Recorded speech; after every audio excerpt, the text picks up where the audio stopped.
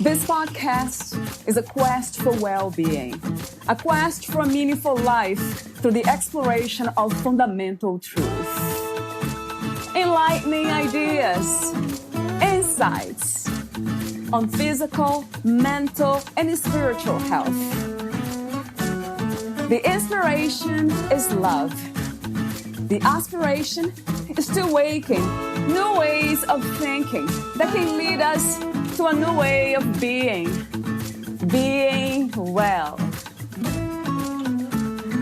Welcome to Body, Mind, and Soul Healing Conversations.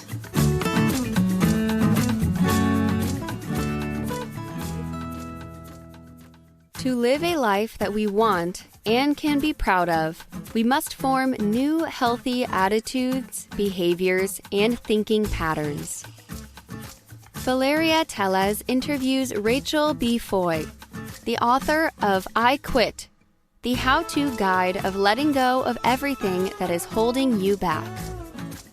Rachel B-Foy, MED, is a best-selling author, life strategist, and entrepreneur. Rachel B-Foy is conquering life's possibilities with willpower, a positive attitude, and an infectious smile. Rachel, an East Texas native, is the CEO of Elevated Possibilities, LLC, a coaching, consulting, and empowerment business. The company works with clients who want to achieve success but lack the basic know-how required to reach their goals. The dynamic businesswoman is the driving force behind a proprietary business model built upon three key principles: mindset, mission, and value. Men and women who use her proven life-changing formula credit Rachel with arming them with vital life skills, key among them confidence, initiative, and a results-driven thought process. It's the kind of grit and resolve Rachel applied to her own life when she decided to leave a lucrative job after nearly a decade to launch her own business. A leap of faith she does not regret. Rachel honed her understanding of human behavior and her ability to empower others over the course of several years, using her own experiences of loss, grief, and healing to develop her signature optimistic outlook. Her journey to success is the inspiration behind her first book. This book, which encourages readers to uncover the greatness that lies within us, all by quitting the bad behavior and negative thinking that limits our potential, earned critical acclaim from book lovers across the country. The principles in iQUIT proved so revolutionary, it is used by educators, youth groups, women's empowerment organizations, and corporate game changers as a team-building resource. The iQUIT brand has expanded to include merchandise and a popular podcast of the same name. It is also the concept behind Rachel's sought-after motivational speaking program. Rachel earned a Bachelor of Science in Political Science from Sam Houston State University. She received her Master's in Education from Grand Canyon University. The former educator maintains close ties with the public education system and utilizes her knowledge and expertise as a previous education consultant to create specialized curriculum and instruction. Rachel and her collaborative partners work diligently to help the educational community achieve excellence. Rachel is co-founder of 8 Impact, a nonprofit organization that mentors young girls and teaches them the value of self-care, self-esteem, etiquette, conflict resolution, education, and business. She dedicates much of her time to church, community service, and volunteerism. Rachel lives in Shiro, Texas with her husband, Randall J. Foy, and her 2 daughters, Mila and Brooklyn. Meet Rachel at rachelbfoy.com. Here is the interview with Rachel B-Foy.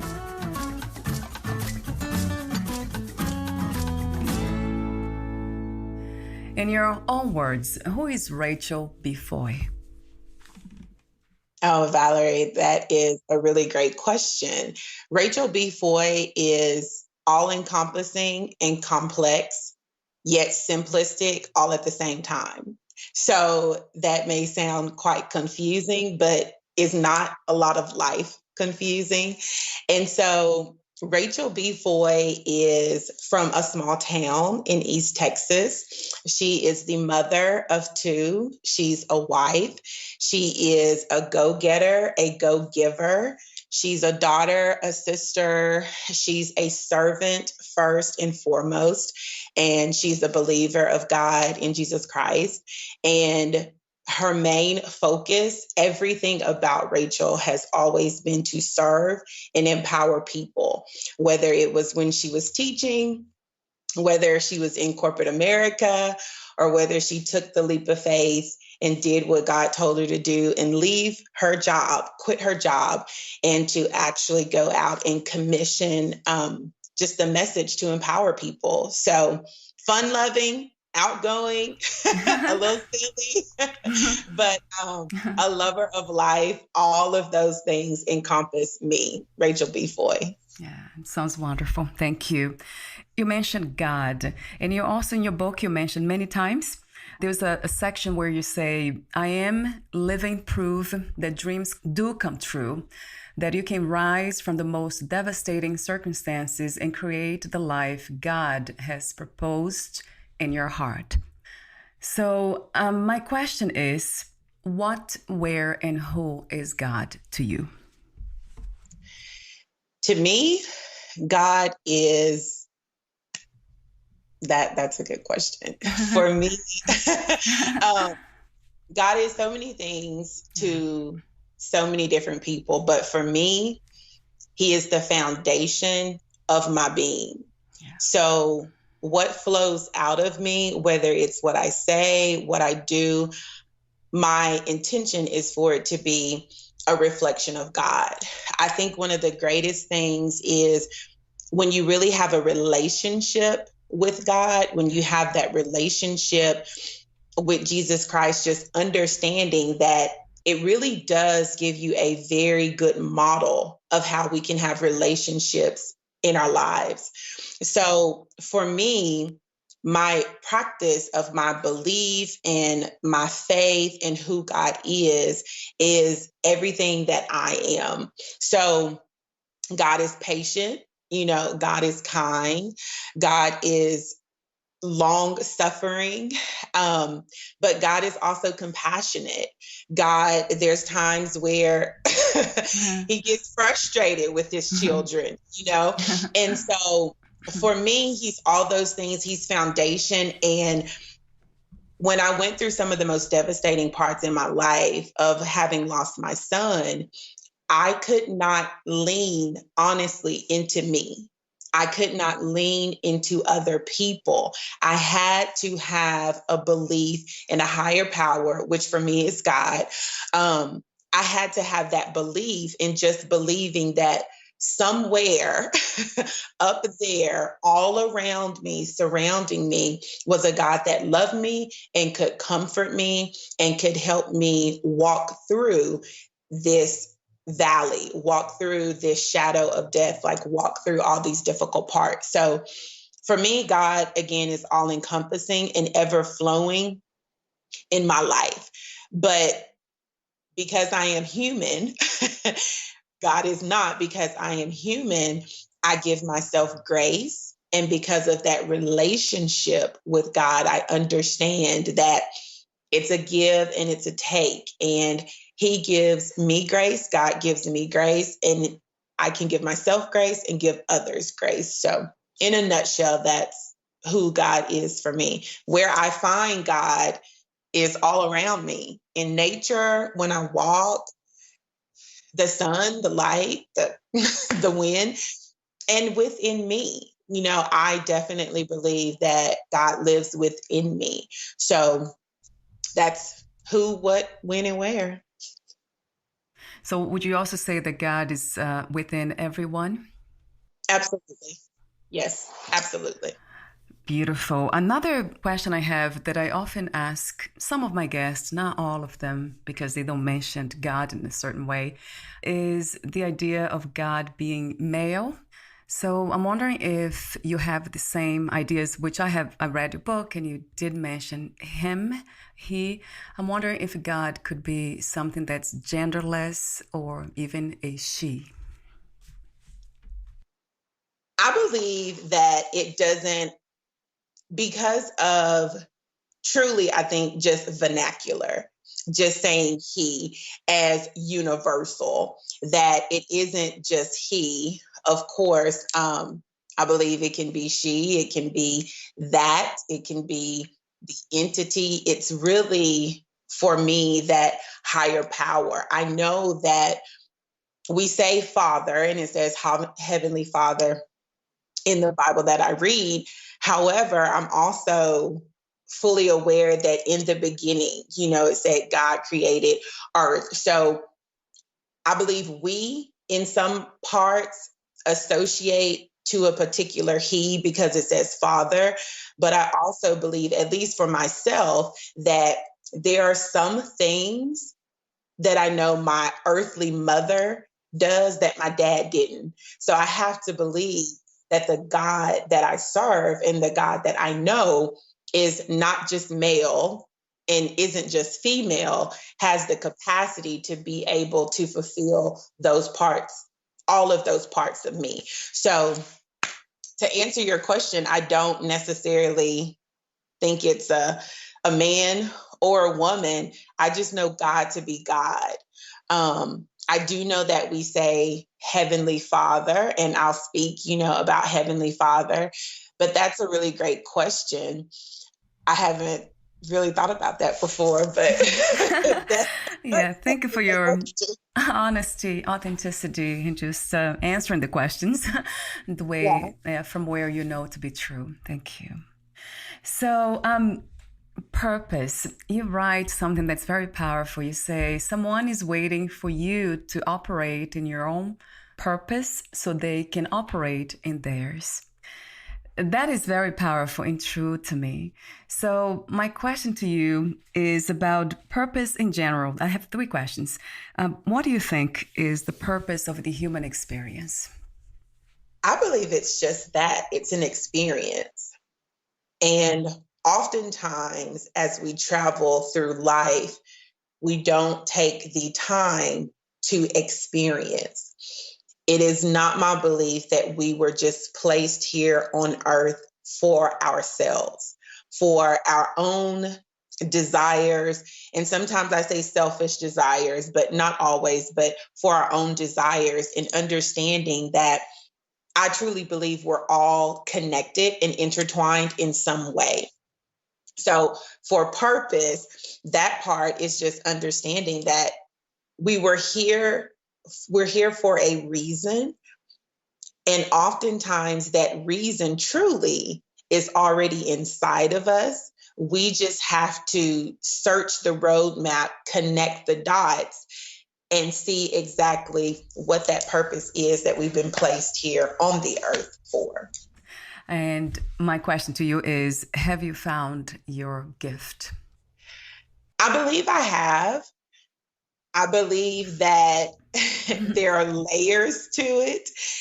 And the part that I definitely talk the most about, whether it's to my clients or just to people in the world, is oftentimes the very thing that we overlook or what comes to us so naturally and we do so easily is often either part of our purpose, connected to our purpose. It could be a gift that, so I believe that we can have gifts, and the way that we put it out into the world can push forward our purpose. For example, I believe part of my purpose is to empower people, to give people hope in an authentic, transparent, and true to life way.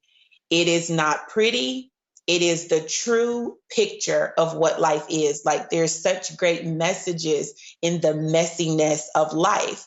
But how do I do that? I do that through my voice. I believe my gift of speaking is just that it's a gift to speak. But part of my purpose is not just to speak, but it's to take those words and whatever comes out of my mouth, that it is uplifting, that it is hopeful, that it is true, that it is authentic. So because our gifts sometimes may not look as we perceive a great gift could be, we often discount them or minimize them. And those are the very things that make us uniquely who we are. So I believe gifts and purpose can be intertwined.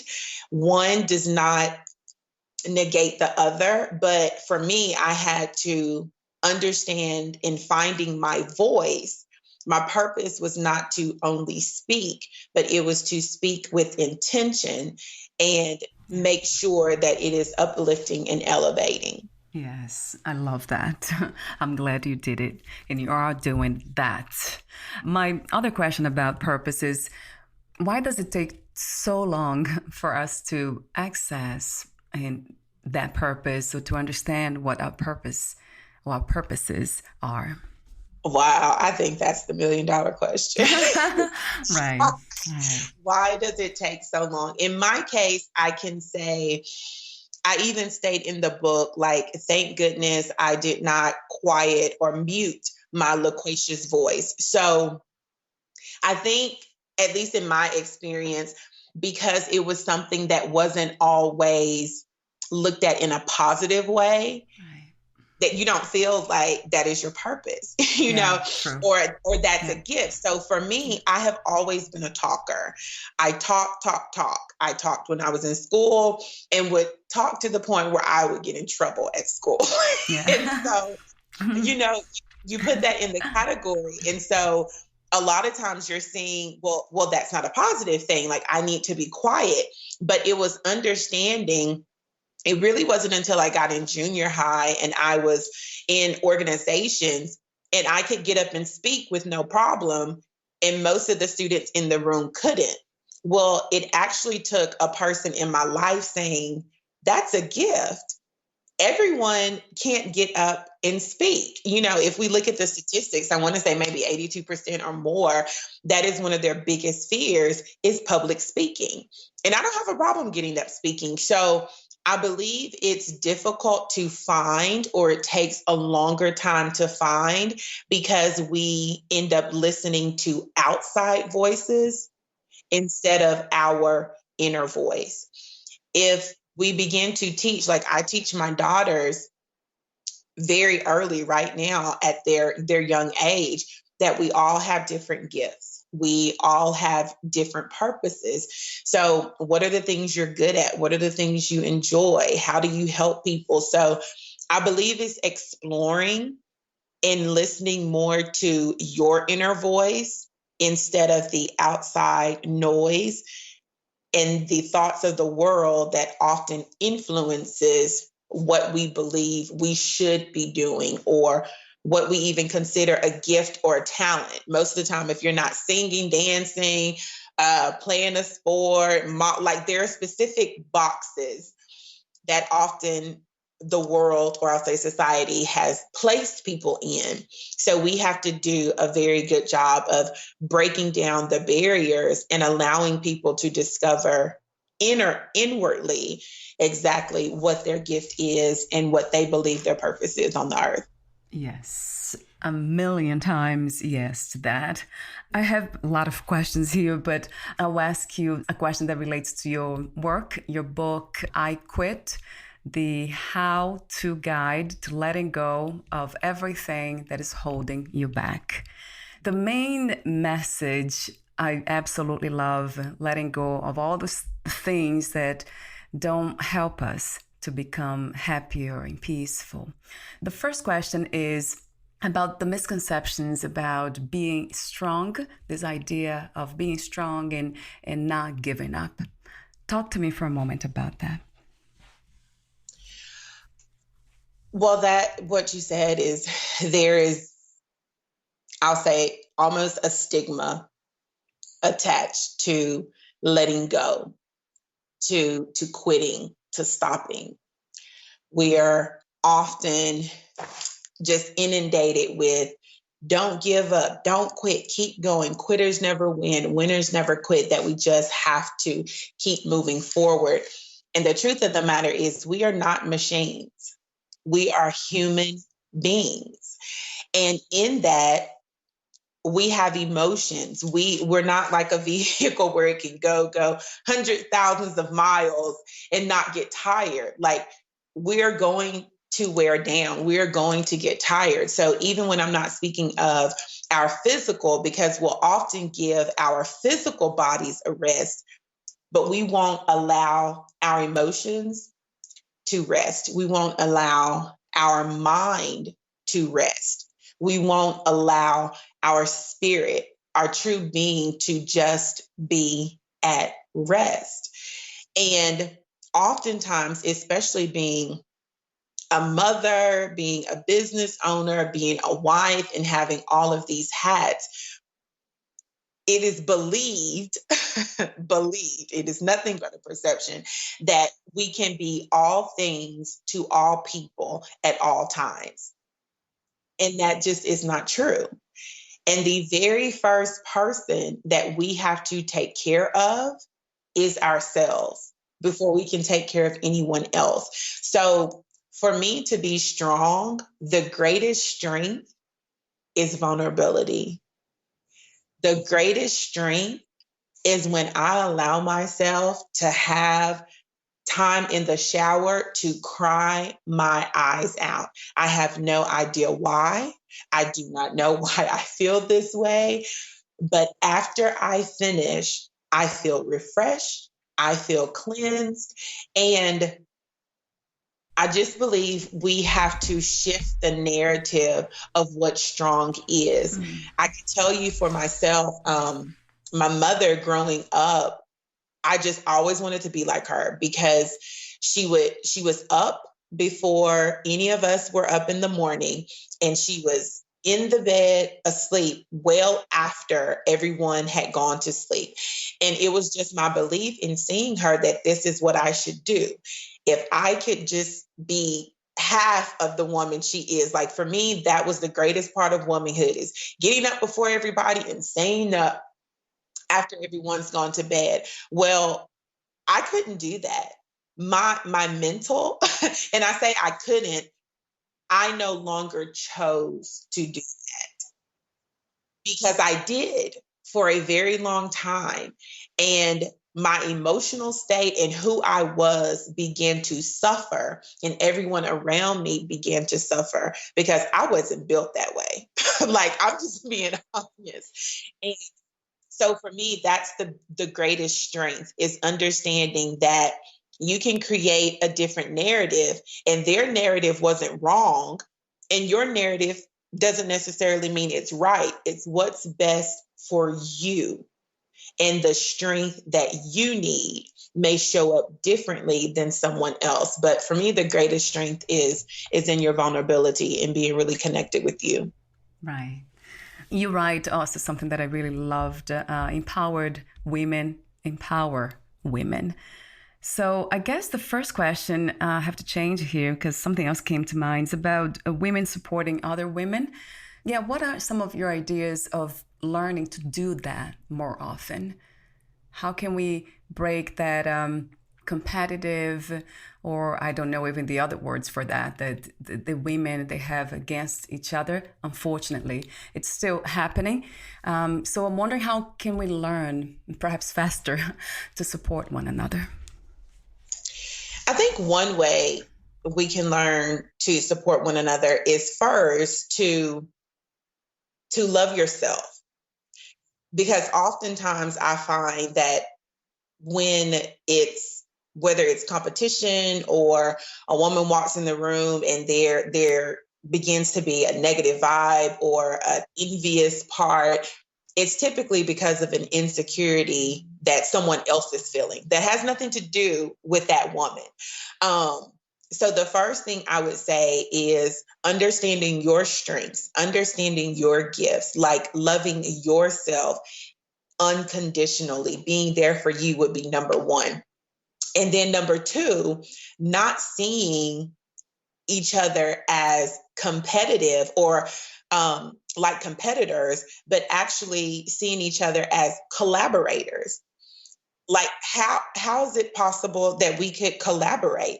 No one person is great in every single area. So where I have an opportunity to grow, you may have that very skill or that very strength. So if we begin to look at it beyond the physical, because typically when we walk in, if it's someone being jealous, I'll even say like jealous of someone's beauty.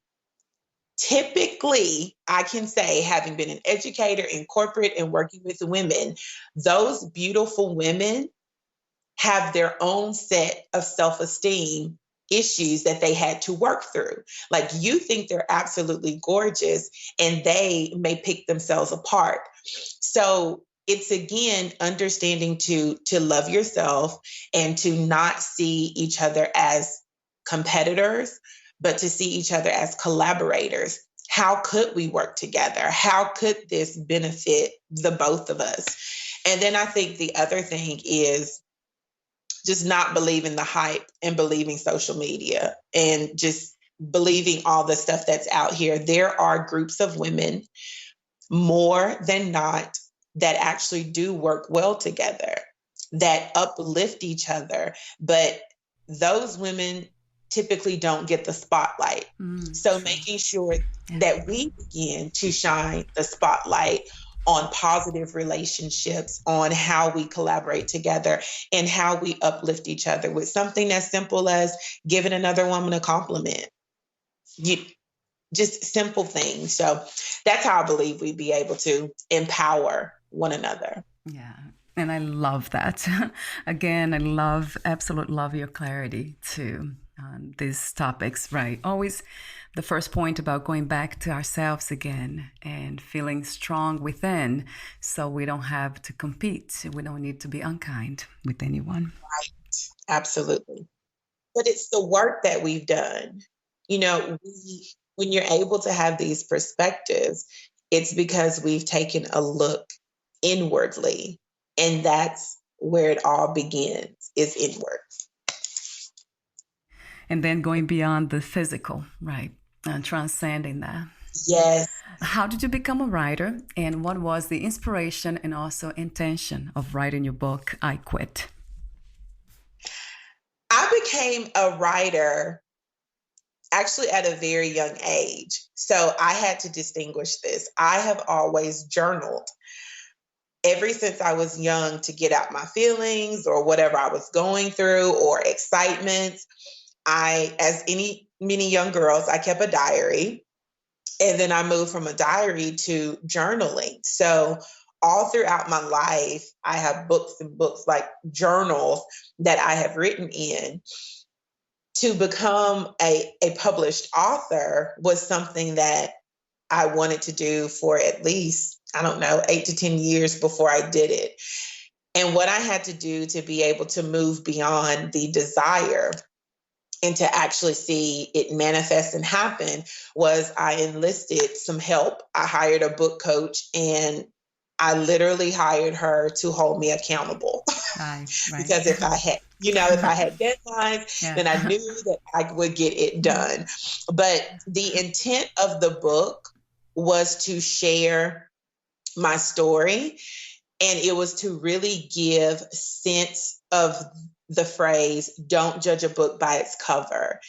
And in this instance, people would see me in my life and comment, you're so positive, you're so uplifting, we miss you because you just bring so much life. And I realized that people did not understand my story. They didn't know that I did not wake up with this sort of joy and outgoing, like I have a daily routine. And for many years, I was not this positive person that they see, that I had gone through depression. I had gone through, which I talk about in the book, after the death of my son. I had just gone through so many deep, dark despair. And when I began to share that with people, they had no idea. So I thought it was important to help people understand that much of what has transformed in my life and the person they see before them has been a choice. I have had to choose every day to choose joy. I've had to choose to look at the silver lining or the positive and not look at the overwhelming negative that may be staring me in the face. Every decision is a choice. So the intentionality of the book was to share the stories that I've gone through and what I had to quit, which typically had to do with me and my evolution and my growth in my journey. And then there's a chapter, of course, of other quitters, but it's all helping people understand that we have a choice in this life, that if you want to change your attitude, you can. Like, you can choose to do that. If you want to see different surroundings in your life and be surrounded by different people, you can. You can choose to do that. But it all begins with us making the decision. And I want it to be the example for someone to let them know that if I could do it, you can too. I love the name of your company, Elevated Possibilities.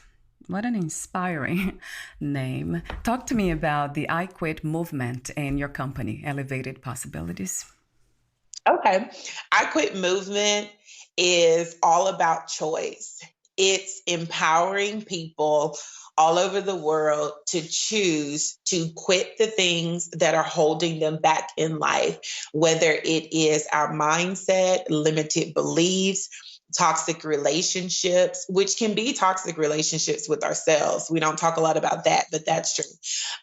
So it's all about quitting those things, but not leaving a void there, understanding how to then replace them. So if I want to quit negativity, what am I going to replace it with? And what are the steps? So it's actionable steps to be able to quit what's holding you back.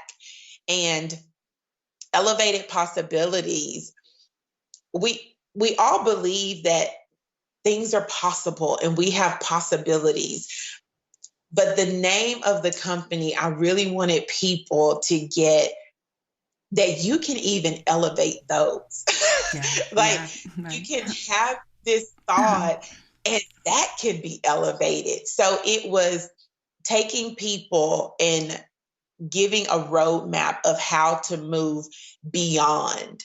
And not always, beyond doesn't always mean higher. Sometimes beyond means deeper. Right. So exactly. So how to move beyond. And with my company, we work with organizations, we work with school districts, individuals. We speak, we have a podcast, like there's an array of different parts, but it's all about coaching, training, consulting, and the last piece is empowerment. Everything we do has to include the foundation of empowerment. I love when you say, I quit being afraid of what people think. So that's a powerful phrase. Talk to me for a moment, Rachel, about taking responsibility and not blaming others. I kind of chuckle when I think about that because it always takes me back to a scenario I shared in the book when I was in college. And I ended up having a ticket for no insurance. And I had been receiving the notifications, but was a college student, irresponsible, not paying attention, ended up showing up at court.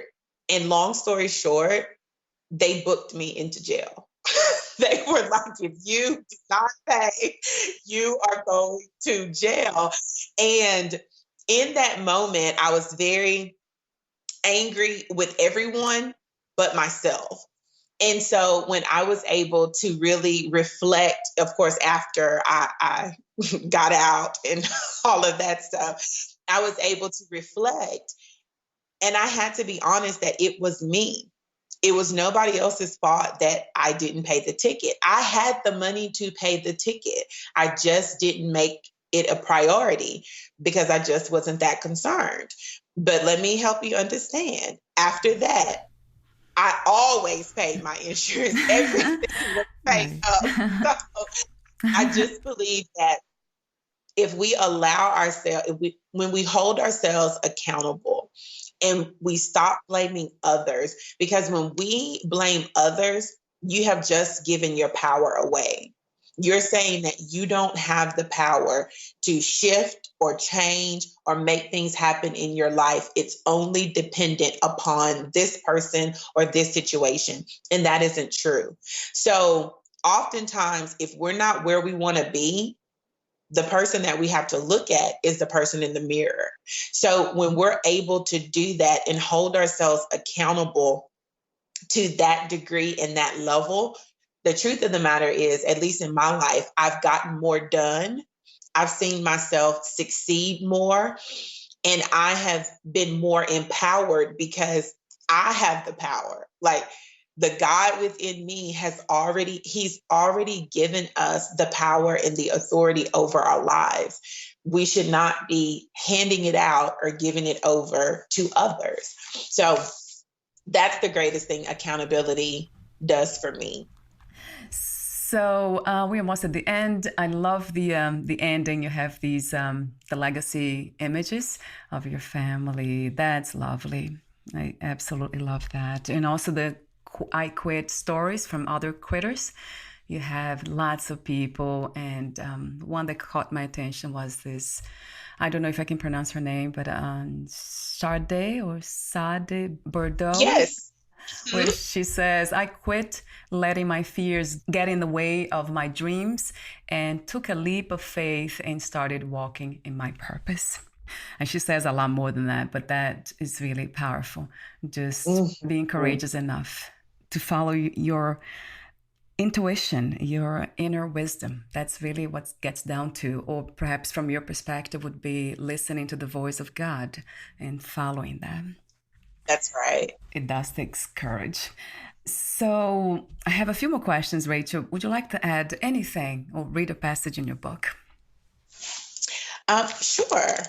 I would definitely like to add, when we talk about courage, for people to understand that courage doesn't always mean the absence of fear, that it's the willingness to do it in the face of fear.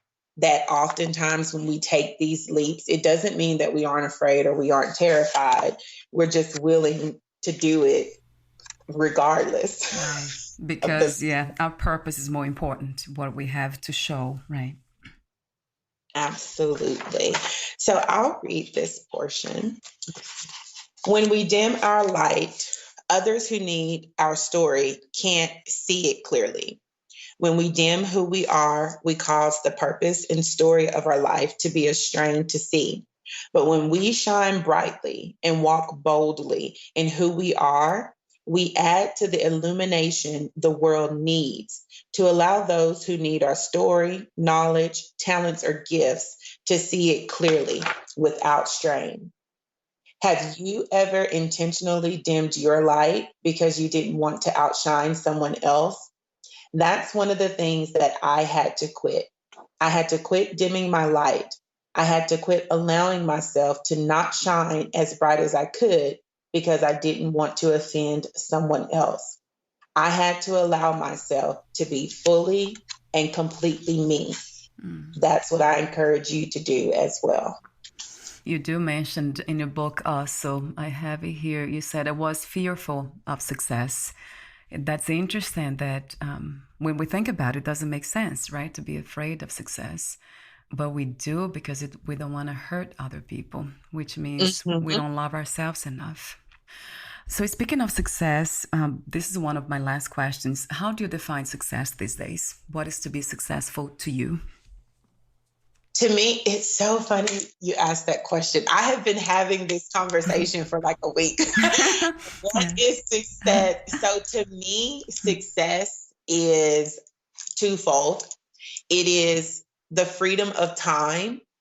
So having the freedom and the autonomy to be able to spend quality time with the people, the things, the organizations, whatever it is, but to have that freedom of time and not be completely restrained and in the constraints of time. So freedom of time is success for me, as well as the greatest success to date, I believe, has been going through the process and to heal.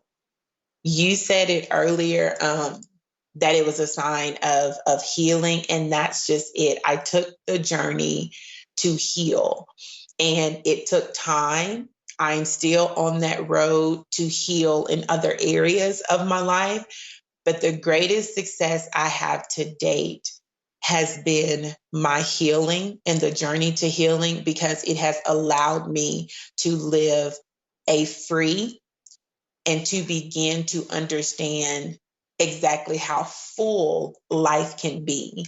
I couldn't see that until my lens and my heart had healed. And with that, that has been my greatest success. Like, so much has come out of it, but it could not transform in my life and manifest in my life until I was healed. So that's been the greatest success to date. 2 more questions. If you knew you would die soon, meaning losing the body, would you make any change in your life or do anything in a different way? I would. If I did that, I would hop on a plane. I know we're not supposed to. I would hop on a plane and go to an island. Wow. Go to the island, because I love water, love the ocean, love lakes. I can say that's probably really the only thing I would do different is go live by water. I would live by water. Yeah, that means a lot, though. Yeah, there's a spiritual meaning behind water. Wow, it's very deep. So it's almost that idea of getting deeper, as you mentioned before. It's not just going higher, but deeper. So last question is, what are 3 things about life you know for sure as of today? I know for sure that life is going to have ups and downs. You just need to strap in and ride that roller coaster.